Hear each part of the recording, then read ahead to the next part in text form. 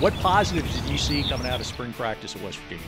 Well, the first thing that you think of when it comes to spring ball is just how many reps you can get throughout the course of 15 practices. And for the first time in my tenure at West Virginia, we've got good depth. We had probably three sets of D linemen, 3 sets of O linemen, so we were able to get a lot of good quality reps in there. And the more reps you get, the better off you should be. So, I was really happy with the amount of reps that we got.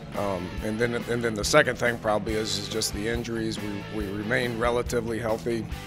Had a few nicks and bruises, but everybody will be 100% in August. I wanted to ask you about depth. Is this the best depth you've had going into a Big 12? Is this Big 12 depth now? Well, I sure hope it is. It's something that we've been gearing our recruiting towards for the last several years. Lots been said.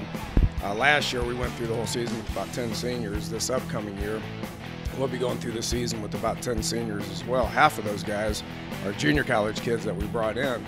Our junior class is what we've been working with. We got about 30 kids that are juniors that have all played, so hopefully the experience will help out. And when guys go down, which we all know they will, we can plug guys in there that have experience that have played in Big 12 games. What's the assessment on the quarterback situation going into the offseason? Well, I'd hope you'd have some information for me on that. I got good news with Clint Trek. Has been cleared to throw. He had shoulder surgery and he missed spring, unfortunately, but he will be a year better just with going through the whole season and being able to have that knowledge and the game experience. The biggest thing with him, obviously, is if he can remain healthy. But by having a healthy shoulder and being in good spirits and having a whole summer to be able to work out as well, he'll be better. Skylar Howard made strides. We had William Crest, and then we have Paul Millard, who's got more reps than anybody on campus. So we'll let those guys compete all summer and see where they're at in August. On the defensive side, you made a change. You got a defensive coordinator in Tony Gibson. You also brought in a veteran in Tom Bradley, assistant. What are the things you hope that they're going to be able to bring the defensive side, which you've got some pretty good depth there also?